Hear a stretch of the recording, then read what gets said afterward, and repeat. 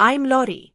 Standing in the Cook County Family Court, I watch as the judge delivers her verdict.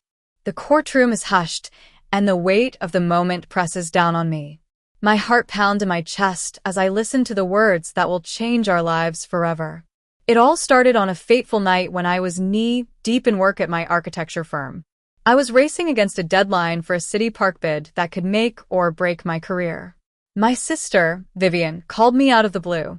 She was going on a last-minute cruise with her husband, Derek, and needed me to watch her kids, Ethan, who is 9, and Lily, who is 6. I told her no. I had made it clear weeks ago that I was swamped. I sent her an email right after our call, stating firmly that I would not be home and she should not bring the kids to my place. I was determined to set boundaries, tired of always being the one to give in for the sake of family. But then, in the middle of the night, I got a call from Sergeant Thompson. He said Ethan and Lily were at the police precinct, safe but in a terrible situation. I rushed there in a panic, only to be led into an interrogation room. Sergeant Thompson showed me a note in Vivian's handwriting and accused me of sending the kids to a dangerous part of town during a blizzard. I was shocked and speechless. I tried to explain that I had said no, that I had proof in the email. But he was skeptical, like I was a liar trying to cover my tracks. When I finally saw Ethan and Lily through the one-way glass, my heart broke. Ethan was shaking uncontrollably, wrapped in a silver emergency blanket, and Lily had a vacant look in her eyes, clutching her teddy bear. I wanted to fix everything, to take the blame as I always did. But then I realized that Vivian had done this deliberately. She had read my email and still sent the kids into danger as punishment for my refusal. I decided to stand up for myself. I showed Sergeant Thompson the email and called Derek, who was out of town for a business conference.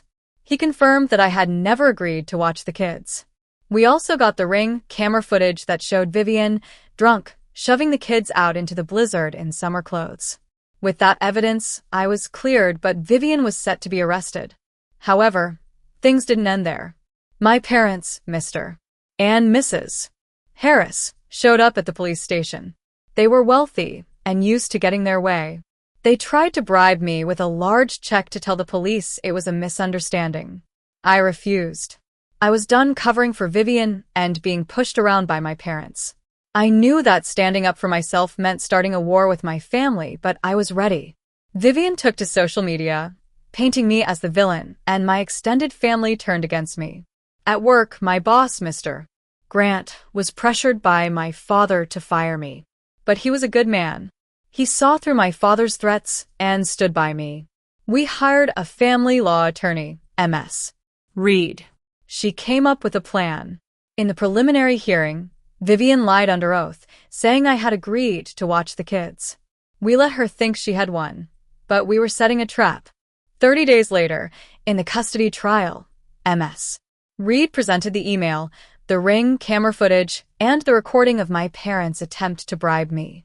The truth came out, and Vivian was exposed as a liar and a negligent mother. The judge awarded sole custody of Ethan and Lily to Derek. Vivian's parental rights were terminated, and my parents' visitation rights were suspended.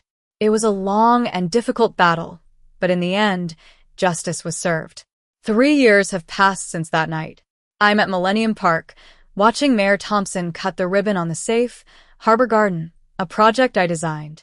Ethan, now 12, is showing me his architecture sketches, and Lily, 9, is running around with her watercolor paintings. Derek and I have built a new family, one based on choice and love. I've learned that love isn't about sacrificing yourself for others. It's about setting boundaries and standing up for what's right, even when it means going against family.